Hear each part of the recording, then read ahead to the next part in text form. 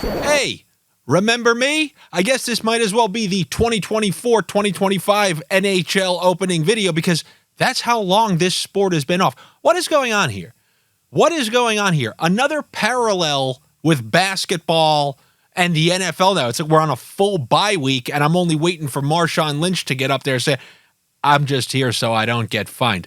A full week off in between. Well, Andy, we want the players to make sure they're rested so it's not like Florida last year, who swept Carolina and had weeks off before the final.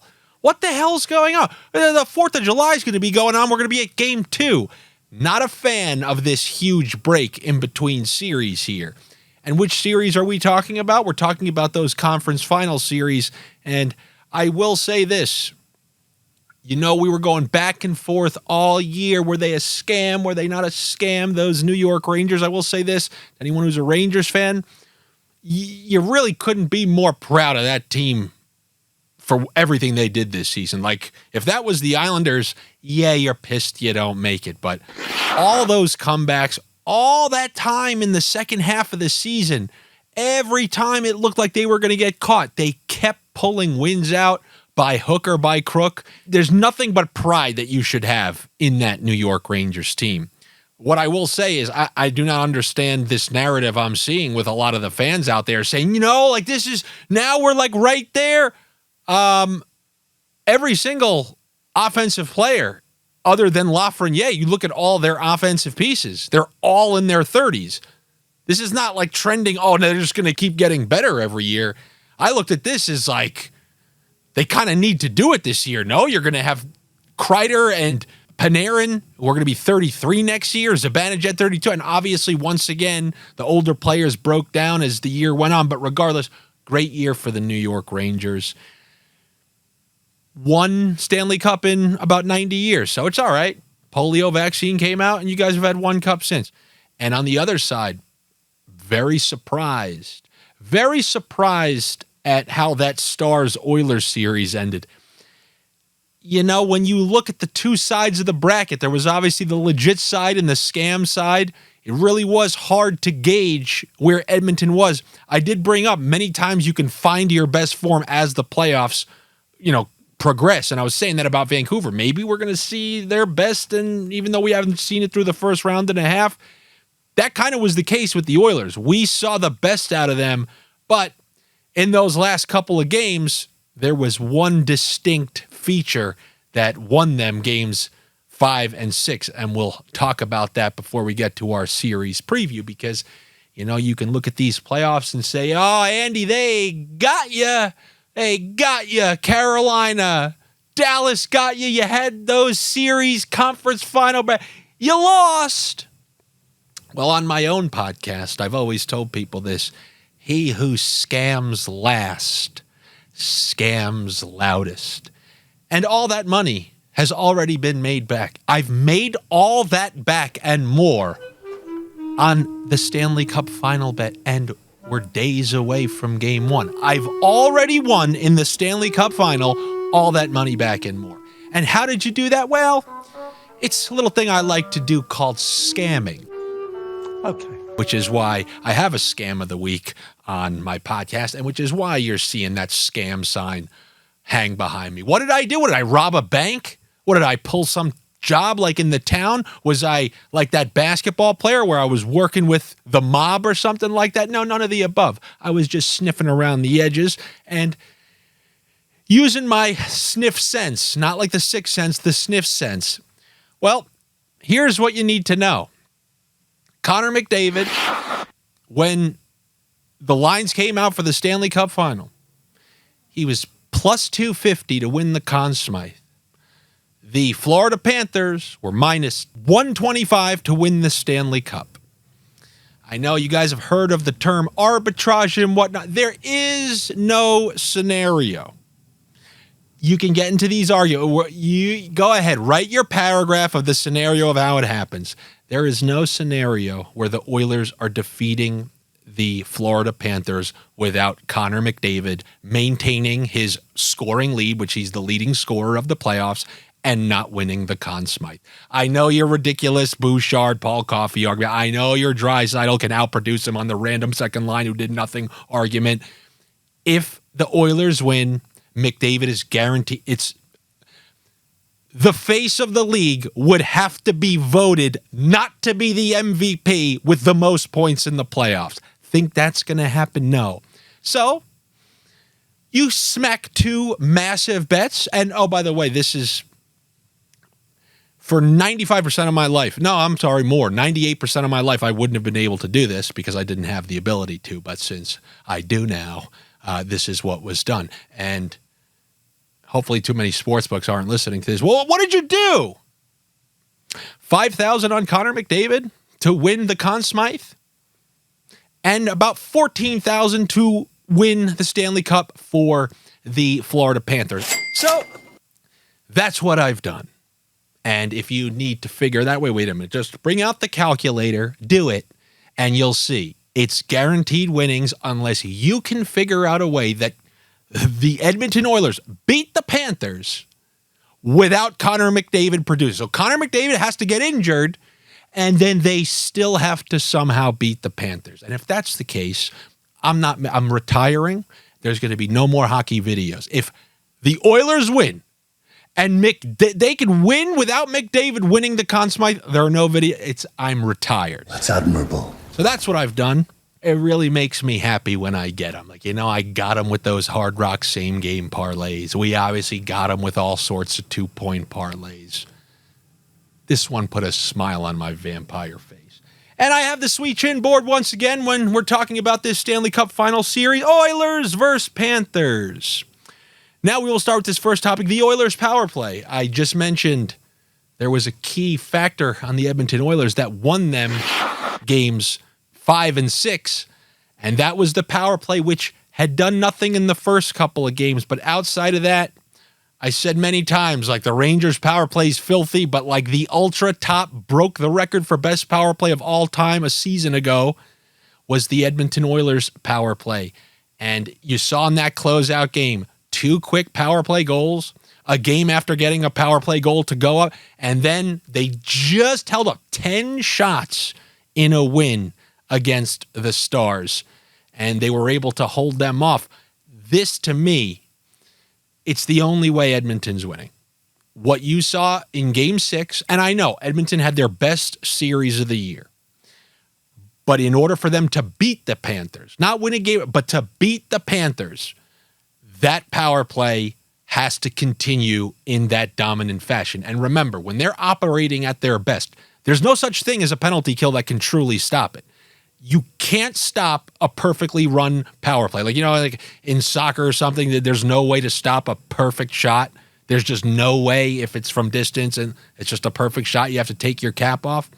Same type of thing when the Oilers power play is operating like that. It's truly unstoppable. I will say there's a long time in between games, and that's a very chemistry-oriented part of the game. As you see, they went goalless game after game after game after game. Then one dropped, and they all started to drop. So you have that power play, and then Florida's penalty kill, who you would like to say, look, they figured out that elite Rangers power play. And I agree with that sentiment. However, that Rangers power play cooled down massively after Game 2 in the previous series. So they weren't facing a power play coming in with a ton of confidence. They had one power play goal in Games 3 through 6 in the Carolina series. So then they come into that. They ended up being like 1 for 19 in the series. So they went cold Game 3 against Carolina, and it stayed that way throughout the rest of the playoffs. Conversely, Edmonton got their cold power play fixed, and they're coming in with a scorching hot power play. And I would not be shocked at all if they get up or score a goal to come back or whatever in Game 1 because of that. You need to kill a few off, and then that power play unit starts to doubt itself a little bit. And then on the other side, you have this Oilers penalty kill, where in the first series, the Kings are an absolute disgrace nightmare. Vancouver was able to get, 1 or 2? But then they just went a whole nother entire series against Dallas without giving up a power play goal. Are they this good? Or are they just running extremely hot? Or have they faced two teams who just kind of fell apart? Special teams, as always, as you saw in the later games, they won Edmonton those games. They can win you games, especially later in series when both teams get like two power plays. And if one team is scoring both of those power plays in a clenched ass cheeks game, that can be the difference in a series. So that Oilers power play specifically, and then I truly think Florida just needs a power play goal or two to supplement to what they're going to be able to do 5-on-5. We know how they play 5-on-5. And then that brings us to something you're going to see people talking about a lot, the Barkov versus McDavid. And then I'll get to that next one. But the Barkov versus McDavid, I think it's very misleading because, in my opinion, you're not going to see Barkov on McDavid nearly as much as you think. People are showing these stats. I don't know why they really love to do this, but they're showing Artemi Panarin 0 goals in the time that him and Barkov shared on the ice. First of all, they didn't mention are those power play minutes or those penalty kill minutes, because that's obviously completely different than 5-on-5. And I bring that up because Barkov was on the Zibanejad-Kreider line twice as much as it was for the Trocheck-Panarin line. And don't you find that interesting? The best line on the Rangers was clearly the Panarin-Trocheck-Lafreniere. It was killing them. So why didn't they find a way to get Barkov on that matchup considerably more? And I think the answer is they're not doing that hardcore line matching. They're not saying, McDavid's on the ice, let's make sure we get Barkov. I think this is a false narrative. I think you're going to see them on the ice together as much as you saw Panarin and Barkov on the ice together, which is not nearly as much as most of you people probably think, or the fake pundits who I don't know why they're not looking at the same exact things I'm looking at. Every time I saw Panarin on the ice, I wasn't seeing Barkov. So I'm like, okay, well, they're clearly going with all right, let's take away the Zibanejad-Kreider line, and then we'll figure out what to do with the other one, because it clearly was not in the game plan to make sure that Barkov was on the ice when Panarin was on it. But regardless, it still will be a series that those two have their thumbprints on. And in McDavid's case, he needs to produce, or they're not winning the series, in my opinion. And for Barkov, I think he just needs to keep doing what he's been doing. He is noticeable every time he's on the ice, at both ends of the ice. He contributes offensively. He puts passes on your stick, tape to tape. He doesn't take too many penalties, always in the right spot at the right time, feeding his unbelievable shooting wingers. And should that take me? How about I just weasel in a quick bet before I get into some of these bets? I saw a bet on DraftKings today, actually. Barkov versus Reinhart, teammates, the head-to-head points matchup. This is what you're giving us, Andy? Yeah, because I really do think it's a great bet. If I priced this bet, I would put Barkov minus 155, minus 160.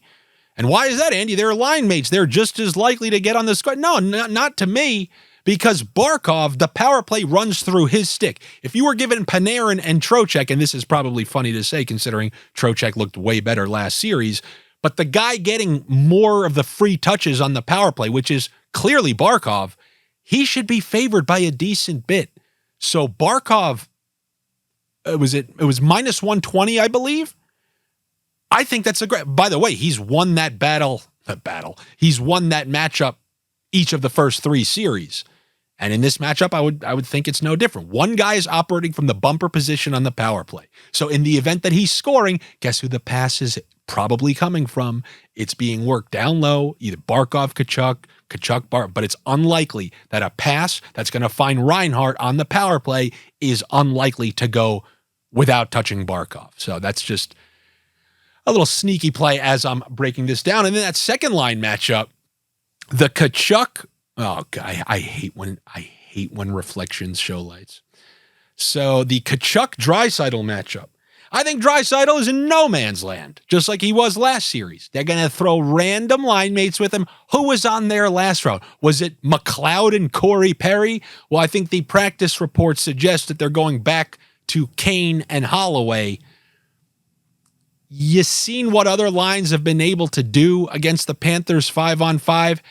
if Draisaitl isn't playing on that top line, and I'm sure they will find times to get him on there like they did, in that previous series, I just don't see how he's going to have a big impact unless, I've never believed he's a guy who can carry a team on his back. I'm that guy who thinks that he's more McDavid driven.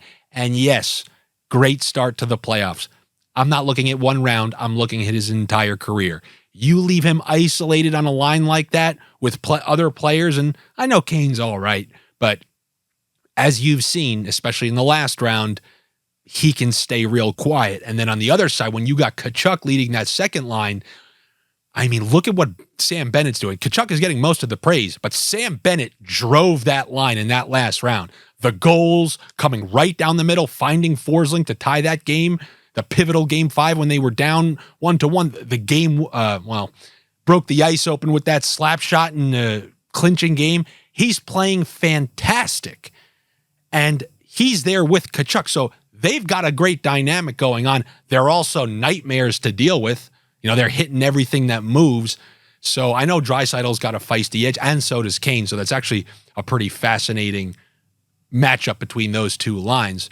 But obviously, you got to tip the favor over to Florida when it comes to 5-on-5 and a second line producing more. And then, as long as I wrote it, there's a reason I put middle 6 production and not bottom 6. Because obviously, early last round, we were targeting who? Tarasenko every single game. Targeting Tarasenko, because that third line was doing nothing. They were alternating, that top line came through, and then the Tkachuk line came through, and then they were going back and forth. But they were seeing nothing from that third line.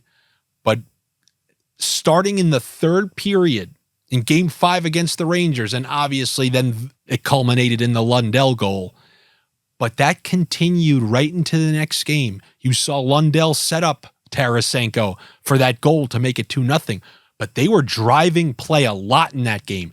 And now they're operating with a lot of confidence. Don't get me started with whatever Edmonton's rolling out there as a third line. So this is another reason that I give Florida a big advantage in this series, because it used to be, those top 6, they can do a lot. They can wear you down. And then the third line, they can just kind of keep things even, just hope to stay on par when they're on the ice. And then obviously the fourth line, if they generate a lot of hits and energy and stuff like that, we'll see who's in and who's out, because, they rotated in Okposo. We'll see what happens on that front. But that third line, that contributed a lot. I mean, you're talking about the game-winning goal in Game 5, and then the goal to put them up 2-0. And Lundell, he looked great. And then remember, he was a hero when Bennett was out, setting up Tkachuk and Verhaeghe left and right. I mean, he's poised to have probably a pretty good series here as well. And if you can't tell, I obviously think the Florida Panthers are going to win this series. They paid the piper last year, and they just look like one of those teams on a mission. No matter what happens to them, if something derails them a little bit, think about that Game 1 against Boston. Swayman stood on his head, and then they caught a beating, but they outplayed the Bruins in that game. Think about Shesterkin losing back-to-back overtime games. That's a pretty deflating thing to happen. They came back, and both times they were trailing in those series. They ripped off 3 wins in a row, and they got that late 90s, early 2000s Yankees thing where they're not even celebrating hard. It's like they expect to be here, and it's Stanley Cup or nothing. I know it's what have you done for me yesterday. So Skinner is a hero once again. But if we look at who the Panthers have dealt with, Vazzy, Swayman, Shesterkin, Skinner, Ruth, Mantle, DiMaggio, Costanza. Skinner played great. Do not forget, he was a minute away from being yanked in Game 4 when they were trailing 2-1 in the series, and he let up 2 goals immediately in the first round. He can go back and forth. Who the hell knows what you're going to get out of him? We've seen good Skinner, but I do think a lot of that is because of the way the Oilers played in front of him. You guys know what bad Skinner looks like. We saw him at a couple points throughout these playoffs, when he didn't play because they benched him. 1.5 bad games in a row. Those same types of chants can come from the rafters. Anyway, I like Florida to win this series. Did I have one more thing here on my sweet Chan board? Oh yeah, the bye week that just pissed me off. I talked a little bit about that before, but I guess we should be getting the healthiest version of these two teams. I know Kane still isn't practicing. I think Draisaitl is practicing now, so that probably means he's healthier than he has been. And now let me give you a couple tree sniffs. Couple sniffs that I like along the way. The first thing that I'm going to mention is something that Josh brought up on his page. Once again, sometimes he brings up things that I don't even know they exist. I don't think this is available in the U.S. I don't think it is. But if it is, it would be on either Fanduel in some states and Bet365, the Stanley Cup Handoff. And it opened at plus 1,800. If you watched his videos, he's probably talked about it. I think it's down to like plus 1,200. Somebody's like, man, down to plus 1,200. This should be the favorite. This should be the favorite. This should be plus 250 if I set the prices. Ekblad and Barkov were drafted 1 year apart. They went 8 years together without a series playoff victory. He's 100% being the first person that's being handed that Stanley Cup. I think it's crazy that it would be anybody else besides him. Go look back at the recent handoffs. They always call in the veteran who's been on the team the longest, whether it's Eric Johnson, Stamkos bringing over Hedman. That's just the way it works. I remember when they rolled in Bouwmeester from the St. Louis Blues. Outside of those, I will acknowledge this is not overwhelmingly likely whatsoever. But when you're looking at the stats of all the Florida Panthers, nobody has set themselves apart from the bunch. If you look at Tkachuk and Verhaeghe and Barkov, they've all kind of split up and dispersed their offensive production pretty evenly. Sam Bennett, he missed essentially a full round of the playoffs. So what that means, like last year, it's up for the taking in this final round. I'm looking at Gustav Forsling, who obviously is coming off a round with great press. Remember, the press has to do with it. These people, they see these articles that are being written. They see that he's had the best plus minus in the league in the last 5 years. They see he's leading them in plus minus once again. He has one fewer goal than Matthew Tkachuk, so he is producing offensively without even being on the top power play unit. And he scored that game winner, the series clincher late against the Boston Bruins. And then obviously he just had multiple big goals. He's gotten better as the playoffs have progressed. And I always think that helps you along the way. You play better as you get closer to the final. I think you're likely to get more votes. And why do I bring this up? Sure, I could say Barkov and Tkachuk and all of them are at plus. How about plus $11,000? Once again, I'm not saying it's the favorite. I'm saying he has just as much of a chance as Carter Verhaeghe or as Sam Reinhart or as even, I will say, Matthew Tkachuk. I think Barkov has the inside track in it. But Matthew Tkachuk, what was it, plus 500? Gustav Forsling, plus 11,000. I don't know. I think it's worth a little deli slice or two, if you ask me. But there's another defenseman on that team. I think he's getting a little disrespect. You guys obviously know Brandon Montour can contribute a lot on the offensive end. I mean, I talked about him all season when he came back from that injury, and we were getting that plus money point on him. I think also because of last round against the Rangers, we may see some plus money point opportunities for him once again. Remember, he's the power play defenseman playing with Barkov and Reinhart and whatnot. And because of that, the slower series against the Rangers, mostly caused by Shesterkin, I think we're getting some good prices on him. I'm taking a chance on 3 points in any game. He's already done it this series. He's had 8 points in a series before he did last year. I do think in this series, there are going to be a couple of beatings for Edmonton. I don't think this is going to look like that Shesterkin and then Swayman. Even if the series is tied at 2, I think the chance of a beating, like those Florida 6-1, whatever you saw against Boston, and you saw beating to each of those previous teams, Edmonton, they're ripe for random beatings.